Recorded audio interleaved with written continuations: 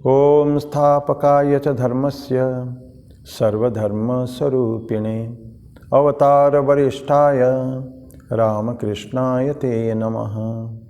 जननीं शारदां देवीं रामकृष्णं जगद्गुरुं पादपद्मे तयोः श्रित्वा प्रणमामि मुहुर्मुहुः। नमः श्रीयतिराजाय विवेकानन्दसूरये सच्चित्सुखस्वरूपाय स्वामिने तापहारिणे कृष्णाय वासुदेवाय हरये परमात्मने प्रणतक्लेशनाशाय गोविंदाय नमो नमः।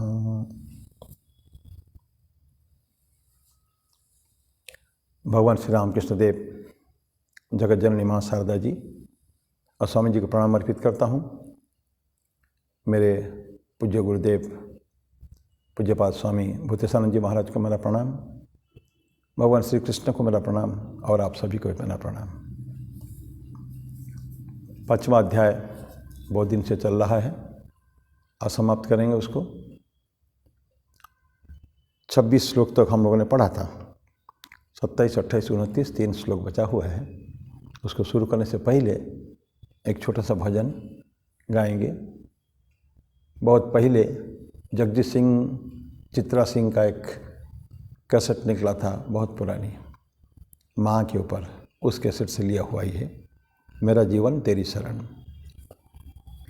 मेरा जीवन तेरी शरण, मेरा जीवन तेरी शरण, सारे राग विराग हुए अब, मोह सारे त्याग हुए अब, सारे राग विराग हुए अब, मोह सारे त्याग हुए अब, एक यही मेरा बंधन, मेरा जीवन तेरी शरण, मेरा जीवन तेरी शरण। अविरत रहा भटकता अब तक, भटकूं और अभी मैं कब तक, अविरत रहा भटकता अब तक, भटकूं और अभी मैं कब तक, पालूं केवल तुझको ही माँ, पालूं केवल तुझको ही माँ, एक यही मेरी है लगन, मेरा जीवन तेरी शरण, मेरा जीवन तेरी शरण। तेरे चरणों पर हो अर्पण, मेरे जीवन के गुण अवगुण, तेरे चरणों पर हो अर्पण, मेरे जीवन के गुण अवगुण। सारी व्यथाएं दूर करो माँ, सारी व्यथाएं दूर करो माँ, हो कुसुमित मेरा नंदन, तेरा जीवन तेरी शरण, मेरा जीवन तेरी शरण। सारे राग विराग हुए अब, मोह सारे त्याग हुए अब, एक यही मेरा बंधन, मेरा जीवन तेरी शरण, मेरा जीवन तेरी शरण।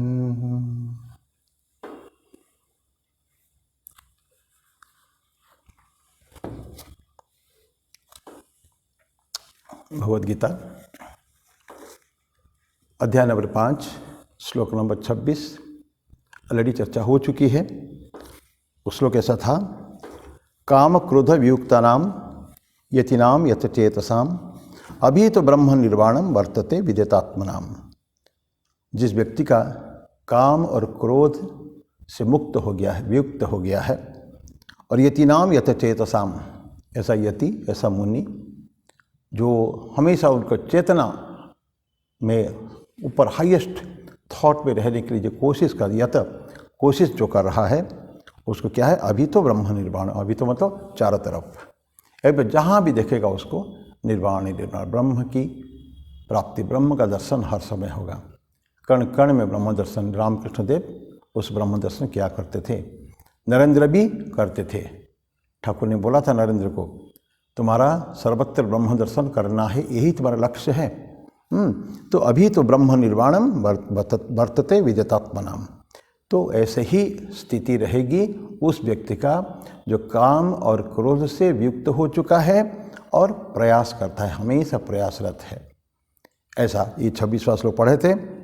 अभी उसका कुछ क्वालिटीज चाहिए, कैसे होगा, इस तरह की स्थिति पहुंचेगी कैसे, उसके ऊपर 2 श्लोक, श्लोक नंबर 27 और 28 जॉइंटली हमको पढ़ना है। वो श्लोक ऐसा है, स्पर्शान कृत्वा बहिर्बाह्यंस चक्षुश्चैवांतरे भ्रुवोः प्राणापानौ समो कृत्वा नासाभ्यंतरचारिणौ। देखिए, स्पर्शान कृत्वा बहिर, स्पर्श शब्द, स्पर्श, रूप, रस, गंध, जो इंद्रियां जितनी हैं उसको बाहर करना है। स्पर्शान कृत्वा बहिर, और चक्षुच अब अंतरे भ्रुवोः, आंखें कहाँ रहेगा, दोनों भौं के बीच में रहेगा। ऐसा योग में भी आता है कि कंसंट्रेशन कहाँ करना है, कि हमारे जो इस दोनों के बीच में, कई हृदय में करते हैं, हृदय कमल पर, लेकिन योगी कहते हैं कि दोनों भौं के बीच, भ्रुवो अंतरे, ये दोनों के बीच में उसको रखना है। और प्राणापानो समूह कृत्वा, प्राण और अपान इसको समान, इक्वल कर देने का है, सेम प्राण और अपान, उसके आगे चल के चर्चा करेंगे। नासाभ्यंतर चारणों, और नाक के ऊपर भी कंसंट्रेशन रहेगा।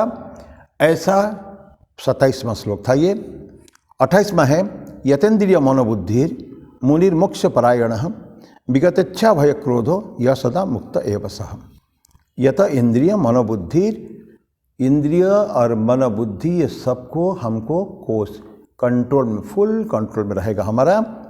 मुनिर मोक्ष परायण, वो मुनि क्या चाहिएगा उसका, मोक्ष परायण। परायण तो हमेशा प्रयास, हमेशा उस स्टेट में रहने के लिए प्रयास करेगा वो। मुनिर मोक्ष परायण है। विगत इच्छा भय क्रोध हो, विगत फिर पिछले भी कहा था उन्होंने, काम क्रोध वियुक्ता नाम, यहाँ बोलते हैं कि विगत इच्छा भय क्रोध। काम जैसे था उनका इच्छा को मान लेते हैं, उसी तरह का ही है। तो विगत इच्छा भय और क्रोध, यहाँ 3, एक भय को जोड़ दिया है, इच्छा भी नहीं रहेगी और भय, नो क्रोध, यह सदा मुक्त एव सः। जिसका ऐसी अवस्था आ चुकी है वो हमेशा मुक्त है, नित्य मुक्त, हमेशा जब तक मुक्त अवस्था में है, उसका बंधन नहीं है। अनेक बार हम लोगों ने चर्चा की है जीवन मुक्ति की अवस्था, ये वही अवस्था है। प्राण है, आना जाना चलता है, शरीर की रक्षा करनी होती है, लेकिन हमेशा क्योंकि ब्रह्म दर्शन है, चारों तरफ उसको ब्रह्म की है, जहाँ भी देखेगा ब्रह्म ही दिखेगा उसको, अन्यत्र कुछ नहीं है ब्रह्म के अलावा। तो ऐसे व्यक्ति को जीवन मुक्त अवस्था कहते हैं। और जब मृत्यु हो जाएगी, मुक्ति हो जाएगी उसकी पूरी, तो ऐसा अवस्था है। तो स्पर्श, यही से शुरू करते हैं, स्पर्शान कृत्वा बहिर्बाह्यंस। ये जो 5 इंद्रियां पढ़े हुए अनेक बार, शब्द, स्पर्श, रूप, रस, गंध, 5 जो इंद्रियां हैं, इसका भोग वस्तुएं हैं, इसको बोलते हैं कि keep it out. Keep it out मतलब हमारे, जब हम इंद्रियों के बस में आते हैं फिर उसको कंट्रोल करने का हमको प्रयास करना पड़ता है, लेकिन यहाँ बोलते हैं उसको कीप इट आउट। तो आने नहीं देने का है। इंद्रियों के भोग वस्तु और इंद्रियों का कंटैक्ट नहीं होना चाहिए, ये दोनों का जो संयोग नहीं होना चाहिए। जहाँ संयोग हुआ फिर हमको प्रयास करना पड़ता है उसको कैसे अलग करेंगे। तो देखिए उसको स्टॉप इट, शट अप। द्वार को हमने बंद कर दिया है, आंखें एक द्वार है बंद कर दिया, कान एक द्वार बंद कर दिया, इसको बंद करेंगे। तो बोलते स्पर्शन करता बहिर, उसको चारों जो शब्द स्पर्श इसको जो बाहर रखते हैं, तो ये मन से हम बाहर रखते हैं, तो उसको क्या कहते हैं, ये शट आउट कर दिया हमने। और आंखें के बीच में, भौं के बीच में आपका नज़र रहेगा, आपके माइंड।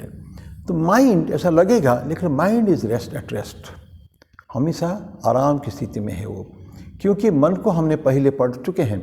मन को सारे वासनाओं से, कामनाओं से हमको दूर रखना है, और इसी से ही मन उद्वेलित होता है। इंद्रियों के कारण ही, जब इंद्रियों को हमने शटअप कर दिया है, बाहर जाने नहीं दिया है, तो नेचुरली वो मन भी धीरे धीरे शांत हो जाएगा, क्योंकि मन का खेल इंद्रियों के ऊपर है। मन सारे इंद्रियों के स्वामी है, उसी से चलता है। तो माइंड का जब तक कांटेक्ट नहीं होता है, कोई इंद्रियां ठीक काम नहीं कर सकते हैं।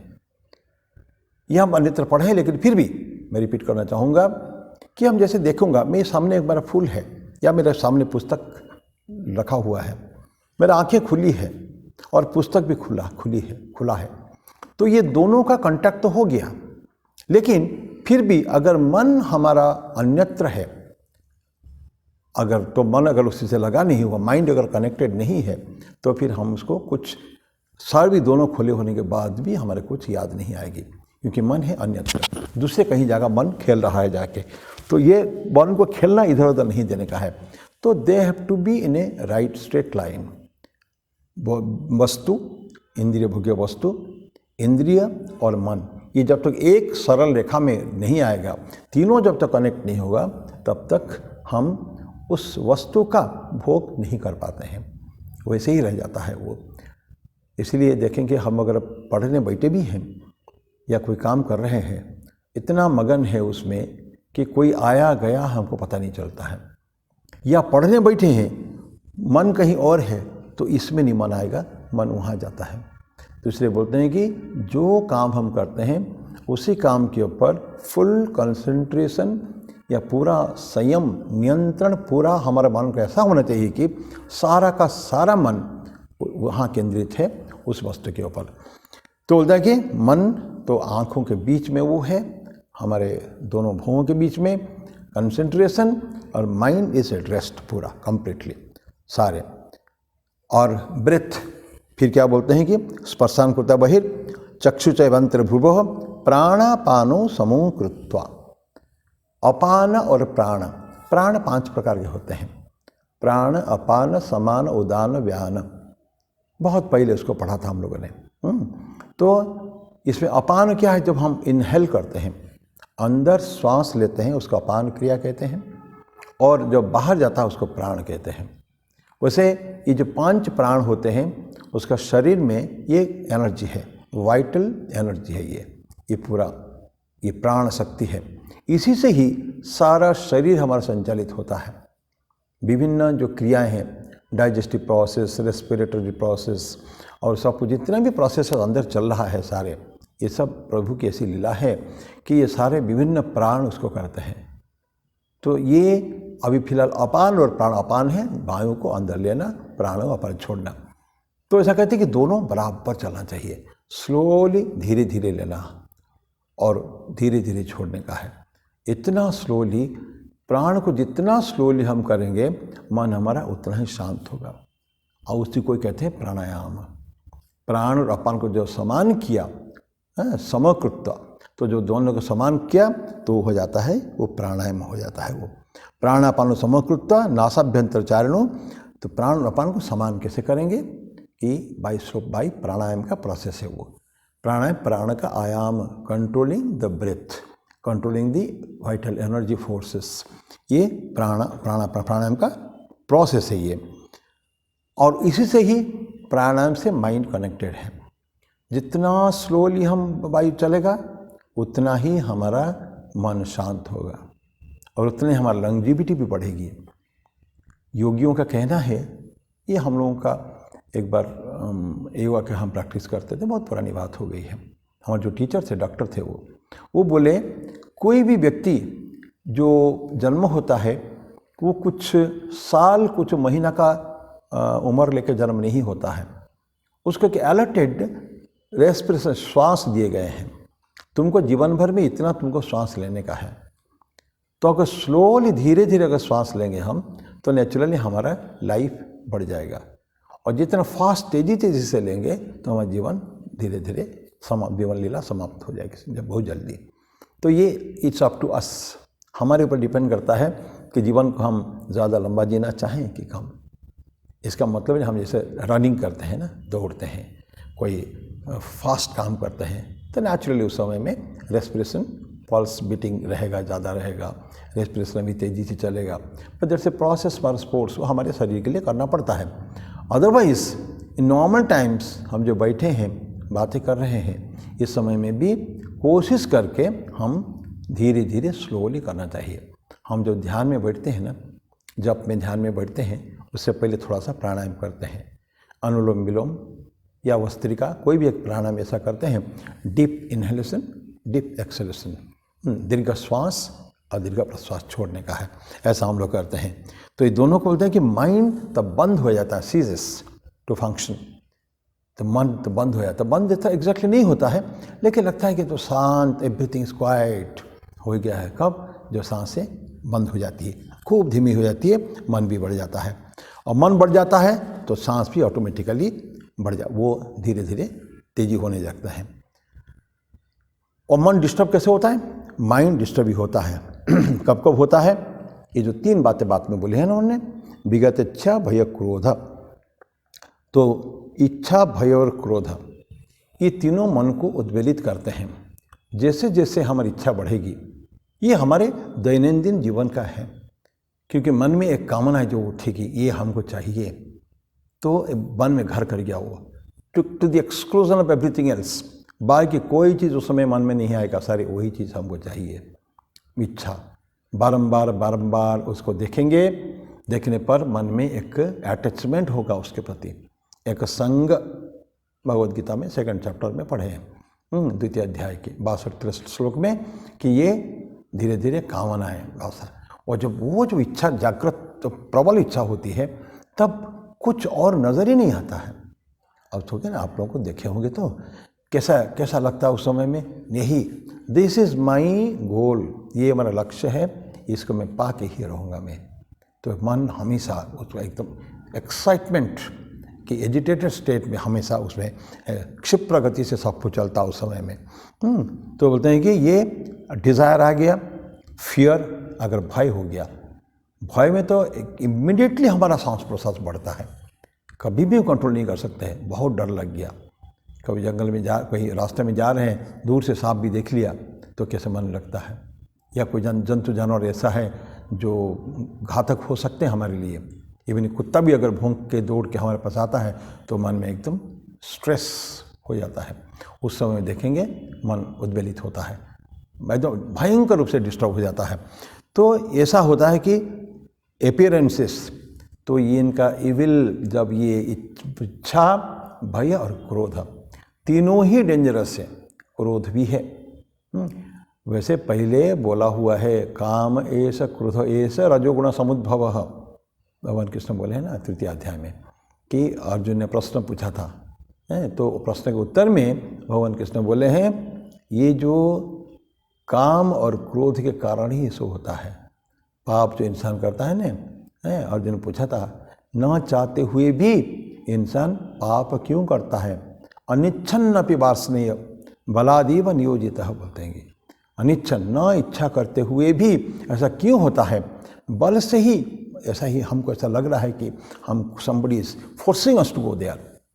तो भगवान कृष्ण बोला था, काम एष क्रोध एष रजोगुण समुद्भव, महासनो महापाप्मा विध्येनम यह वैरिणम, ये हमारा दुश्मन मानो उसको, क्या वैरिणम, हमारा मानो इसको, दुश्मन मानो इसको। काम ऐसा, और कहाँ से आते हैं? रजोगुण से। रजोगुण क्या है? एक्टिविटी।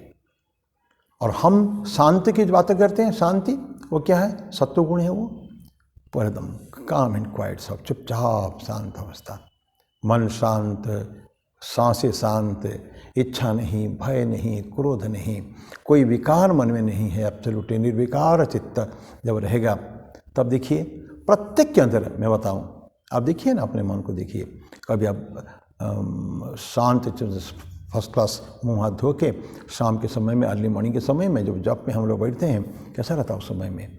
उस समय डिस्टर्बेंस बहुत ज़्यादा नहीं होता है। अब देखिए, होता है क्या? कभी भी नहीं होता, होता है कभी कभी, होता भी जाए तो उनको we can control very easily, अत्यंत सरलता से हम उसको कंट्रोल कर सकते हैं उस समय में। लेकिन अगर तेज़ी से चल रहा है, अगर हमने प्रयास नहीं किया उसको कंट्रोल करने के लिए, तो मुश्किल है। तो इसे बोलते हैं कि ये हमको इस तरह डिस्टर्बेंस करता है, और जो माइंड डिस्टर्ब्ड है वो कभी मेडिटेट नहीं कर सकता है। पानी के उदाहरण अनंत बार हम लोगों ने दिए हैं। कि रिफ्लेक्शन उसके ऊपर ठीक से नहीं होगा अगर उसमें तरंग हैं तो। जिस तरह ठीक उसी तरह का जब पानी के अंदर एक वस्तु का रिफ्लेक्शन अगर नहीं हो पाता है नॉर्मल फिजिकल वस्तु के, तो जो ईश्वर जो ब्रह्मस्वरूप है उसका रिफ्लेक्शन या वो हम जो मेडिटेशन ध्यान करते हैं, ध्यान में परम शांति की आवश्यकता है।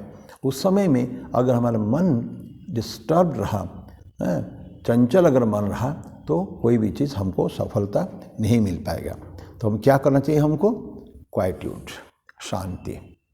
और शांति कैसे होगी? इस विगत इच्छा भय क्रोध, इच्छा को छोड़ना है। किल प्रजहाति यदा कामान, किलिंग करना। And this is possible. इच्छा को मारना प्रैक्टिस लगेगा, अभ्यास लगता है, लंबे अभ्यास के बात होता है। वो इतना इजी तो नहीं है कह देने से इच्छा को मैंने छोड़ दिया। ये पॉकेट का पैसा नहीं है 50 रुपया उठा के मैंने बाहर फेंक दिया। ये अंदर बैठा हुआ बिल्कुल एकदम जहन में पूरी तरह इट इज एम्बेडेड, एंट्रेंच्ड हो गया, बिल्कुल तो गाड़ के जैसा हमने रख दिया है, जड़ जमा लिया है। ऐसे चीज़ को धीरे धीरे स्लोली अभ्यासेन तो कौन्तेय वैराग्येन च गृह्यते, पढ़ेंगे हम 6 अध्याय में, अगले अध्याय में। तो उस तरह का होता है जाके। तो धीरे धीरे कामनाओं को छोड़ना पड़ेगा, क्रोध को छोड़ना पड़ेगा, भय को छोड़ना पड़ेगा। ये सारे कन्क्वेस्ट उसको जीतना पड़ेगा। छोड़ना केवल नहीं, उसको जीतना, विन। देन जब विन कर जाते हैं, दोस्ती नहीं, हमारे यूज़ के लिए है, मेरा इंस्ट्रूमेंट है वो। मन का नियंत्रण में क्या कहते हैं कि मन मेरा मन है। जैसे मेरे घर का हमारे एम्प्लॉइज़ है, हमारे कंपनी के, या आपके घर में कोई नौकर है, वो आपके पूरी तरह आपके कंट्रोल में, बस में होना चाहिए। अदरवाइज आप उसको कंट्रोल नहीं कर सकते हैं पूरे। तो उसी को कन्क्वेस्ट कहते हैं, उसको जीतना, उसको पूरी तरह जीतना है उसको। तो ये तीनों को जो जीतेंगे तब जाकर देखेंगे धीरे धीरे स्लोली हमारा मन शांत होता है। और जहाँ मन शांत होता है वहाँ उस रिफ्लेक्शन, प्रभु का जो रिफ्लेक्शन, वो उसमें पड़ेगा डेफिनेटली। तो ये तीनों को अनेक बार देखिए, काम और क्रोध के साथ यहाँ केवल भय को जोड़ दिया है। और अभयम एक बहुत बड़ा गुण भी है। अभयम सत्व संशुद्धि, अभयम डरना नहीं। अब भय होता है हमारे मन में कोई चोर के कारण, कोई गलत काम करते हैं, एक हीनमन्यता हमारे मन में आ जाती है। तो अनेक कारण है भय का। अगर हम ट्रेस करें, उसका अंदर जड़ में जाने का प्रयास करें कि हमको क्यों होता है ये प्रॉब्लम, क्यों होता है, अब देखेंगे उसमें। तो भय का कहीं ना कोई एक तो कारण है।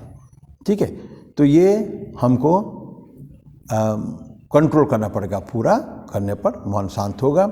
अब मुनि मोक्ष परायण बोलते हैं कि मुनि कौन है? पहले हम लोगों ने चर्चा किया है। मुनि होता है कि मननशील, सेजस, ऋषि का मुनि। आजकल तो किसी को भी मुनि बोल देते हैं। ऋषि वर्ड गुरु लोग में देखा, कोई संस्था में उसका नाम देते ऋषि फलाना। कोई व्यक्ति था, उसको संन्यास दे दिया, वो नाम देते ऋषि फलाना समथिंग, उसका नाम दे दिया ऋषि।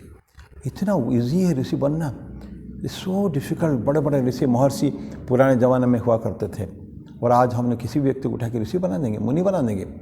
मुनि ये होता है एक्चुअली कि जिनका कंस्टेंटली ईश्वर का चिंतन, ब्रह्म का चिंतन, एक माने अनब्रोकन फ्लो जो चाहता है ध्यान में। जैसे ध्यान तत्र ये एकता, ये सब एक जगह पूरा एकतानता, तत्र प्रत्यय एकतानता, ये ध्यानम है।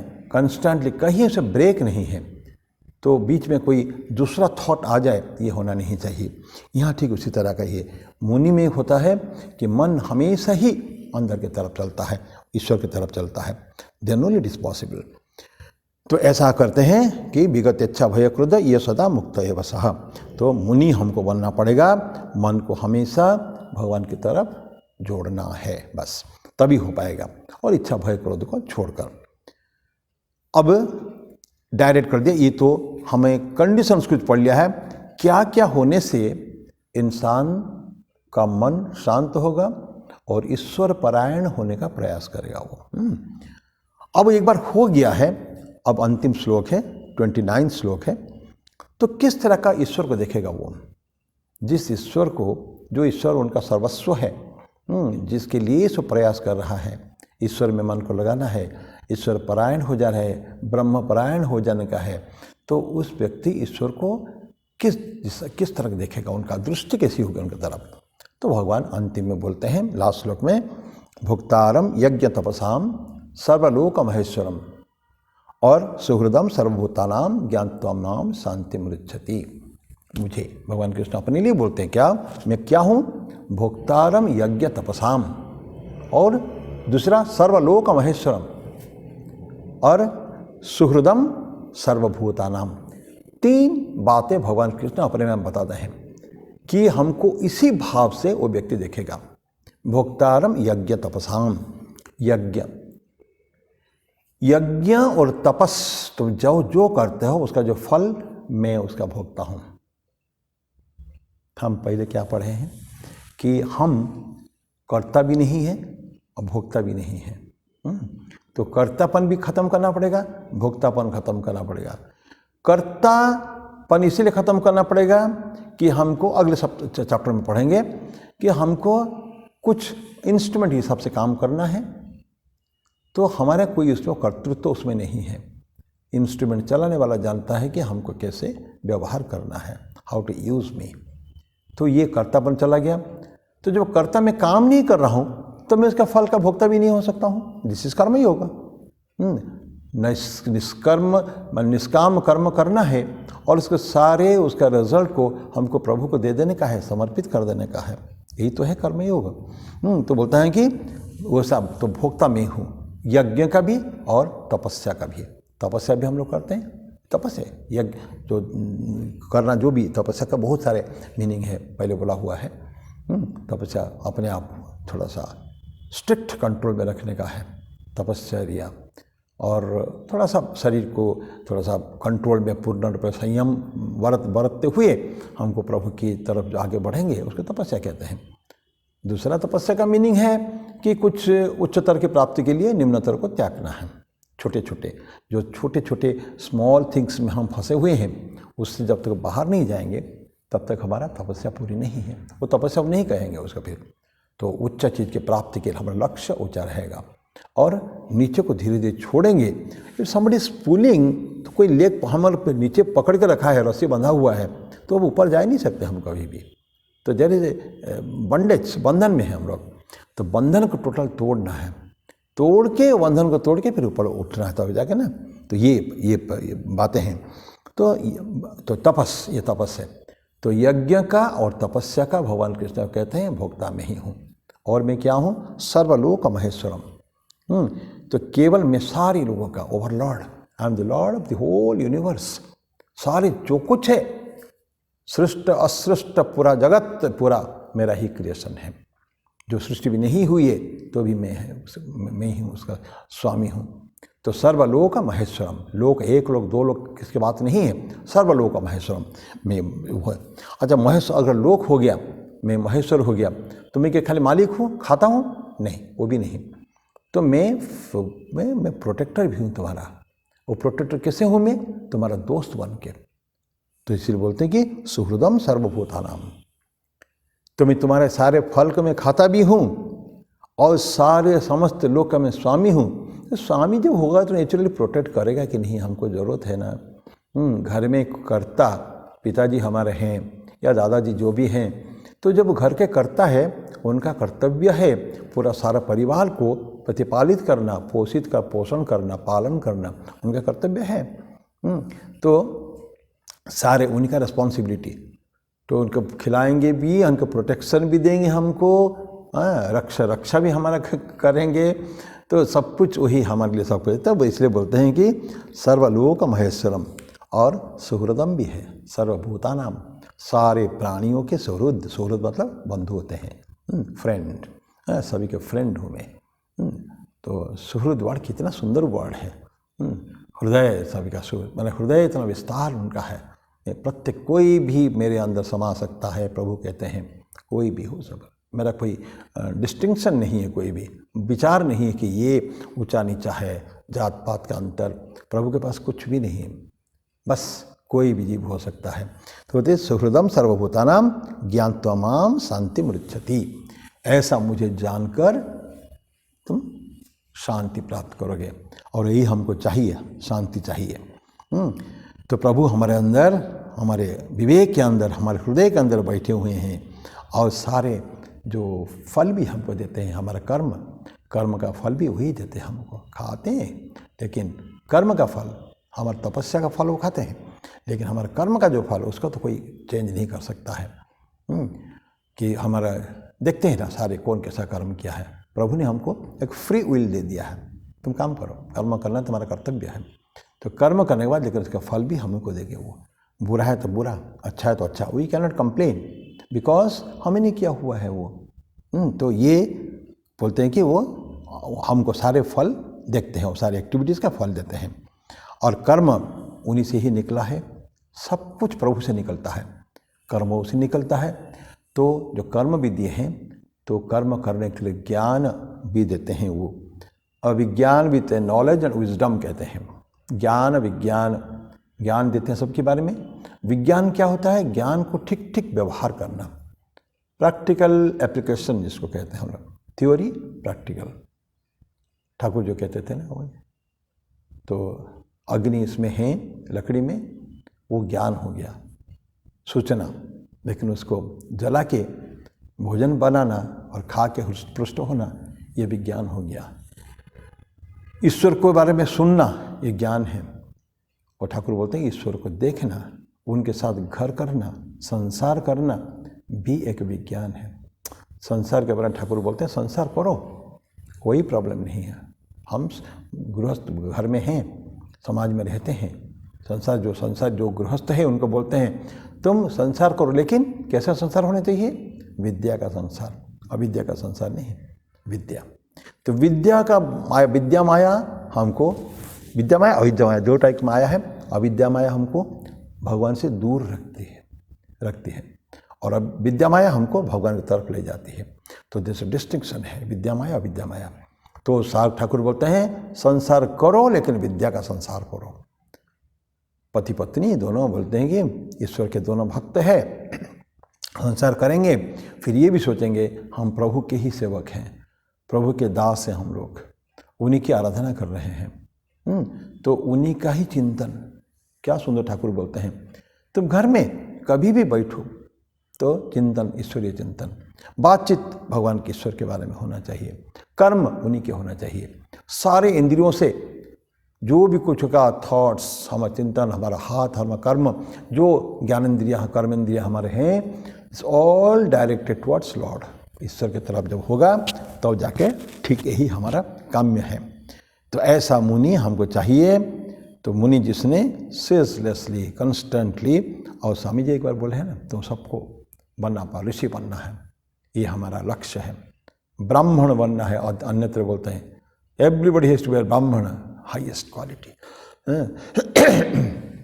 ज्ञान, तो ऐसा तो ज्ञान भी चाहिए और विद्या भी चाहिए, और मुनि हमको बनना है तो डिवाइन ग्लोरी, सारे दिव्य बातें सब है।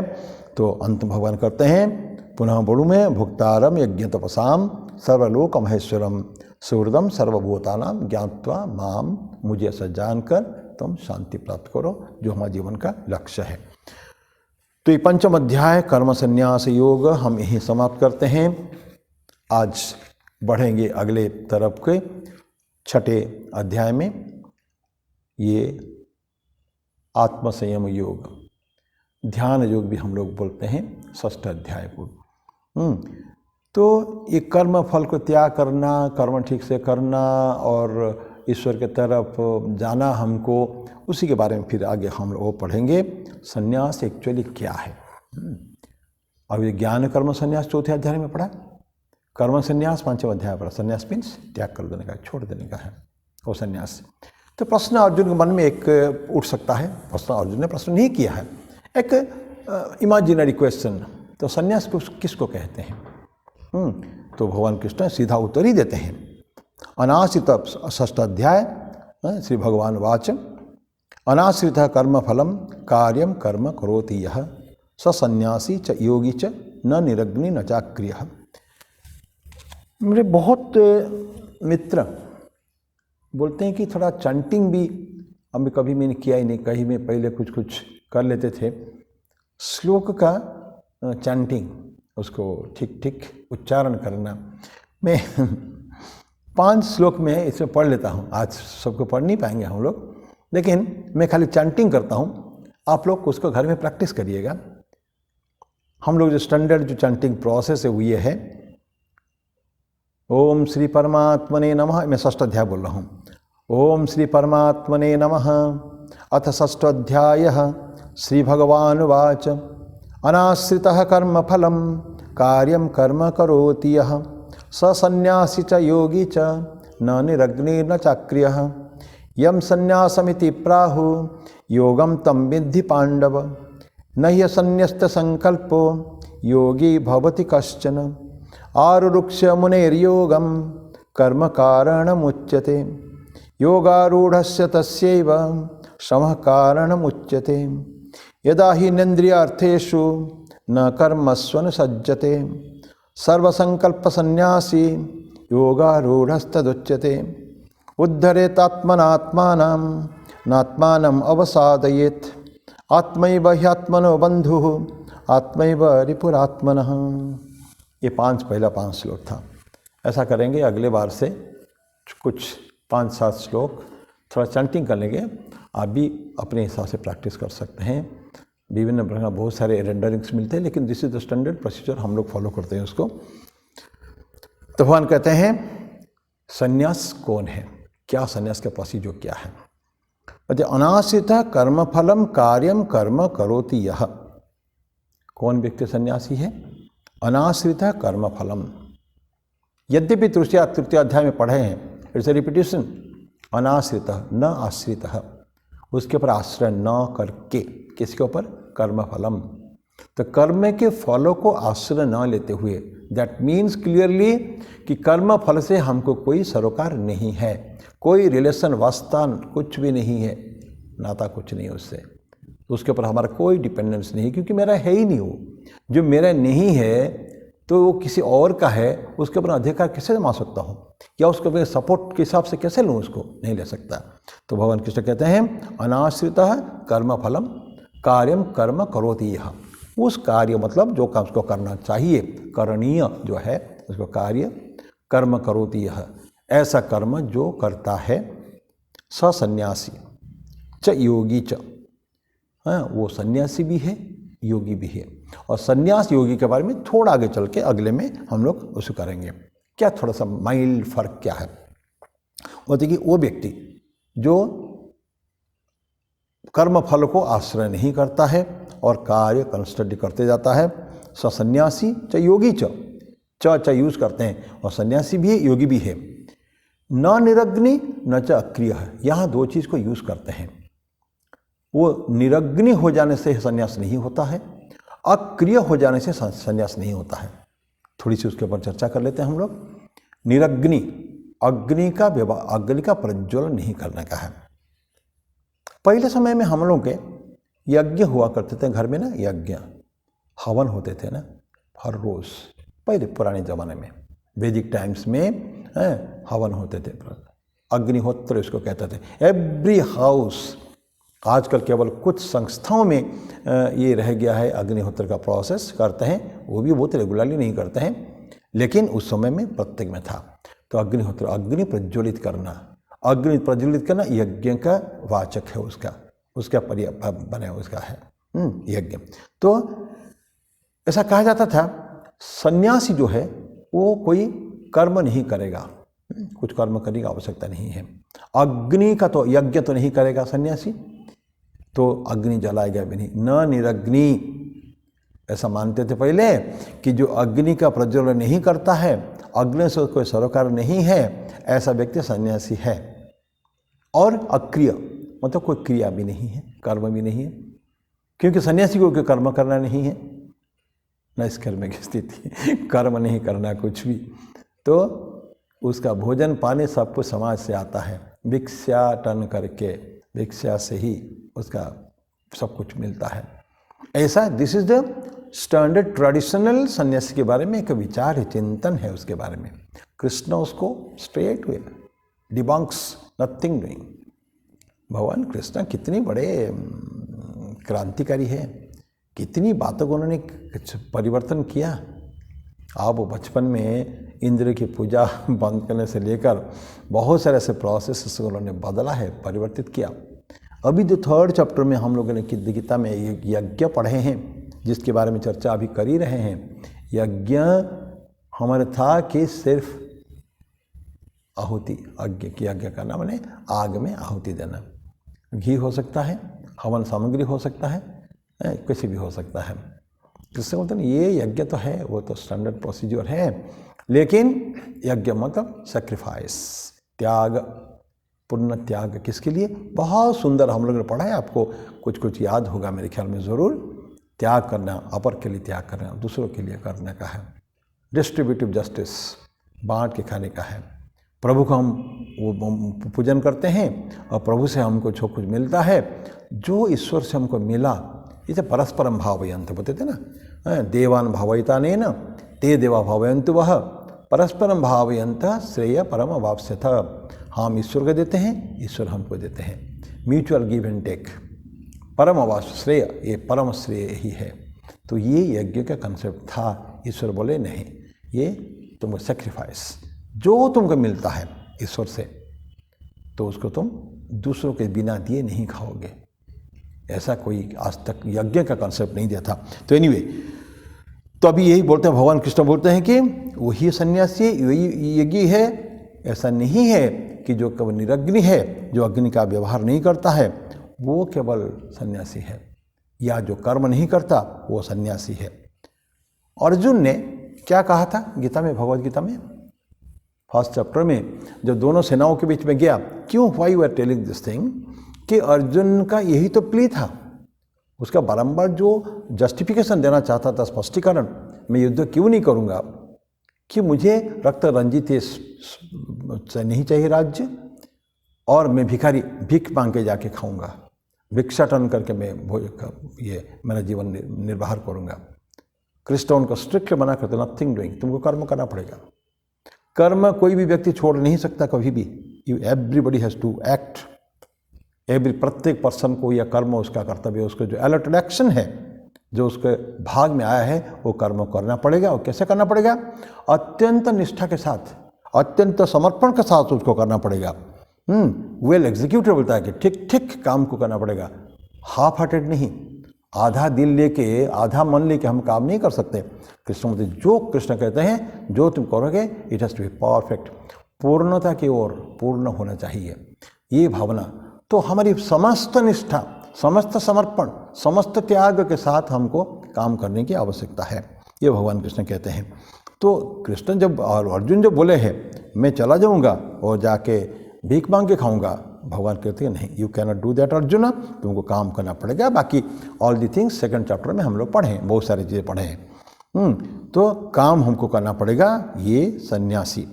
और काम हम ये काम को अग्नि वगैरह नहीं करेगा, कुछ नहीं करेगा, कुछ नहीं करेगा, लेकिन कर्म करना पड़ेगा और पूर्ण और पूर्ण डेडिकेशन के साथ। तो क्योंकि कर्म का फल उसने त्याग किया, पहले जस्ट अभी बताया लास्ट चैप्टर में, कर्म का फल त्याग कर दिया, कर्म फल उसको नहीं चाहिए है, तो इसके लिए हो गया सन्यासी। और क्योंकि खूब सुंदर काम करता है, वो काम फर्स्ट क्लास करता है ड्यूटीज़ को, तो इसलिए वो हो गया योगी। तो योगी भी है और सन्यासी भी है। योगी मतलब कर्म योगी, और सन्यासी मतलब समस्त चीज़ को त्याग कर देने का है। तो ये सन्यासी च योगी च, भगवान कृष्ण इसलिए बोलते हैं कि दोनों वही हैं, दोनों में कोई फर्क नहीं है, दोनों वो योगी भी है और सन्यासी भी है। तो इस तरह की बातें भगवान कहते हैं। सन्यासी च योगी च न निरग्नि न चाक्रिय। तो अग्नि जरूर यूज़ नहीं करेगा, वो ठीक है, लेकिन मेन है अनाश्रित कर्म फलम, बस ये दोनों चीज़ को ध्यान रखें। फ्रूट्स ऑफ एक्शन उनको नहीं चाहिए कुछ भी, उसको बिना कर्म की निष्काम कर्म करना चाहिए। अब ये जो 2 काम बताया कि सन्यासी च योगी च, ये दोनों में जो क्या रिलेशन क्या है उसमें, इसको थोड़ा हम लोग पढ़ने की कोशिश करेंगे। सन्यासी च योगी च, इतना करके आगे 2nd वर्स में, यम संन्यासम इति प्राहुः योगम तम विधि पांडव नह्य संन्यस्त संकल्प योगी भवति कश्चन। यहाँ एक वर्ड यूज़ किया भगवान ने, इंट्रोड्यूस किया, संकल्प। तो बोलते हैं कि यम संन्यासम इति प्राहुः, जिसको तुम सन्यासी कहोगे, योगम तम विधि पांडव, उसी को तुम योग भी जानो। तो दैट मीन्स संन्यास और योग पहले बोल चुके हैं, सन्यासी योगी च, 2 बार च यूज किए हैं। वो सन्यासी भी है और योगी भी है। दैट मीन्स एक व्यक्ति सन्यासी भी हो सकता है, योगी भी हो सकता है, नहीं होना चाहिए उसको, तो दोनों गुण इसमें रहना चाहिए। तो भगवान इसलिए बोलते हैं कि यम संन्यासम इति प्राहु, जिसको तुम सन्यासी कहोगे, योगम तम विधि पांडव, विधि मतलब जानो, हे पांडव, हे अर्जुन, तुम उसी को ही योगी जानो। नहीं असन्यस्त संकल्प योगी भवति कश्चन, वो व्यक्ति योगी कभी भी नहीं हो सकता है जिसने संकल्प को त्याग नहीं किया। अब ये नया वर्ड भगवान कृष्ण लाते, संकल्प। अभी तो कर्म के बारे में सुने थे हम लोगों ने, उनके संकल्प।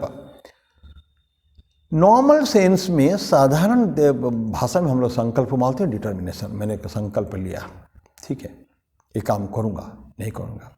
लेकिन यहाँ जो संकल्प का जो डेफिनेशन है, परिभाषा है, ये है मन में कोई चीज़ चिंतन करते हैं, जब वो कर्म करेंगे उसका फल हमको क्या मिलेगा। ये दोनों इंटरकनेक्टेड रहते हैं कि मैं जब आप सोचते हैं ये कर्म करूँगा, लेकिन ये कर्म में अगर कुछ मिलने वाला मुझे नहीं है तो मैं कर्म नहीं करूँगा, क्योंकि मैं रिजल्ट को भी मेरे को ध्यान में आता है। सबसे पहले result, what shell I get out of it. यद्यपि हम कर्म के बारे में सोचते हैं, कर्म योग या निष्काम कर्म योग के बारे में, कि कर्म का फल तुमको नहीं होना है, क्योंकि भगवान कृष्ण उसके भोक्ता है। भोक्तारम यज्ञ तपसाम सर्वलोक महेश्वरम, मैं भोक्ता जब हूँ। आई एम एंजॉइंग, एंजॉयर मैं हूँ, you are only working, that's all.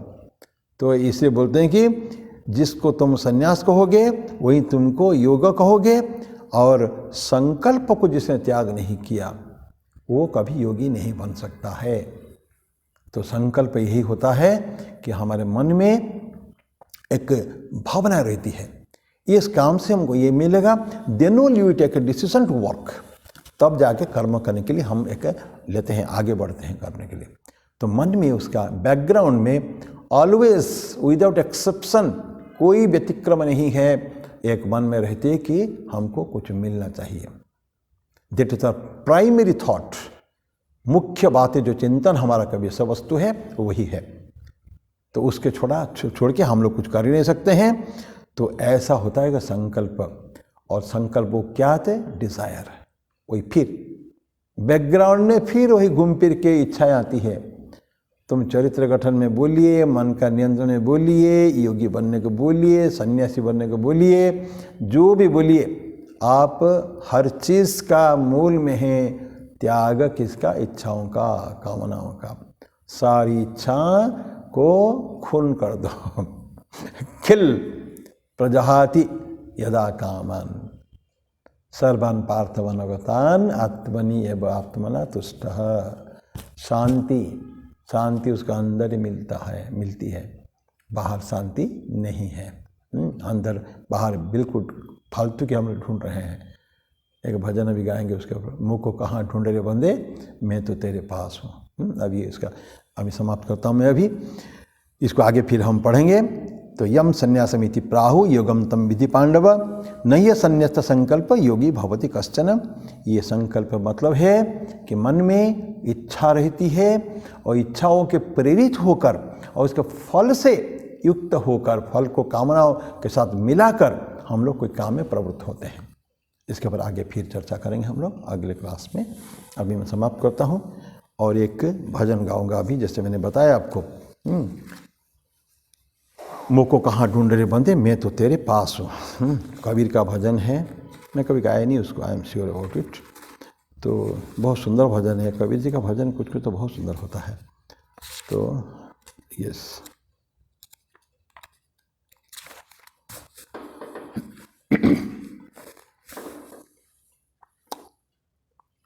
मुँह को कहाँ ढूंढे रे बंदे, मैं तो तेरे पास में, मोको कहाँ ढूंढे रे बंदे, मैं तो तेरे पास में।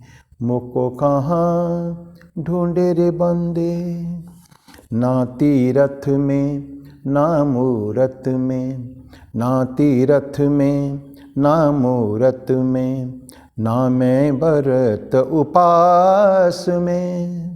ना मंदिर में ना मस्जिद में, ना मंदिर में ना मस्जिद में, ना मैं काशी कैलाश में। मुझको कहाँ ढूंढे रे बंदे, मैं तो तेरे पास में।